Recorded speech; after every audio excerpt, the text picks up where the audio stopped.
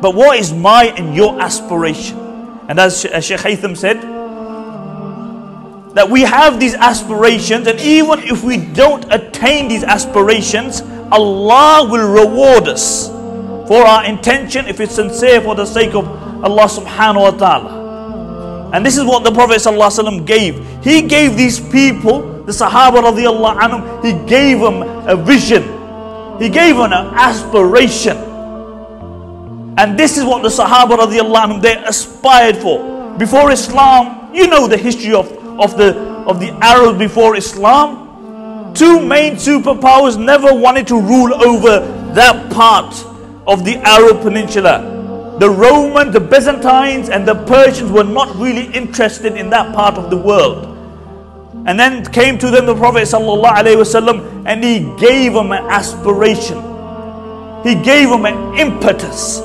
He motivated them until these people became the best of creation after the Anbiya alayhi salatu salam to walk on the face of this earth. Why? Because he gave them a vision. And this is what we are lacking. We are lacking an Islamic vision. We are lacking an Islamic aspiration. He gave them aspiration which changed the world. On the Battle of Khandaq, this was also known as the Battle of Ahzab, the Battle of the Confederates. All the enemies of Islam, they gathered and they marched on to Medina. And the Muslims were a fraction of their number. It was midwinter. Many of the Sahaba and the Prophet ﷺ hadn't eaten for days. The Sahaba radiallahu anhu came to the Messenger of Allah and they complained about hunger. And they removed their garment and they had a stone tied to their stomach. And the Prophet ﷺ removed his garment and he had 2 stones tied to his stomach. And then whilst they were digging the trenches, they came to a boulder. And they couldn't break this boulder. So they came to the Messenger of Allah sallallahu alaihi wasallam, and the Prophet sallallahu alaihi wasallam came and he struck this boulder, and a third of it broke, and there was this huge spark, and the Prophet sallallahu alaihi wasallam said, Allahu Akbar. And then the Prophet sallallahu alaihi wasallam struck it again, and a third of it broke, and there was a huge spark, and the Prophet sallallahu alaihi wasallam said, Allahu Akbar.